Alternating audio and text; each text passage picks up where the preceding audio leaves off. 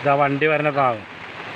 Panchayat 17-ാം ward വടക്കാനിക്ക് പോണ വഴി വെള്ളക്കെട്ടിലാണ്. എല്ലാവരും ശ്രദ്ധിക്കുക.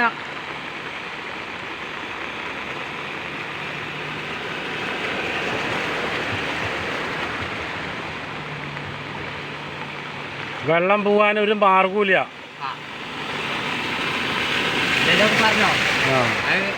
യൂട്യൂബിൽ കൊടുക്കാനാ. ചാലുകൾ വൃത്തിയാക്കാതെ ഗവൺമെന്റിന്റെ അനുഷ്ഠാനമാണ് ഈ കാണുന്നത് കംപ്ലീറ്റ്. വേനൽക്കാലമായ ചാലുകളിലെ മണ്ണുടുക്കില്ല.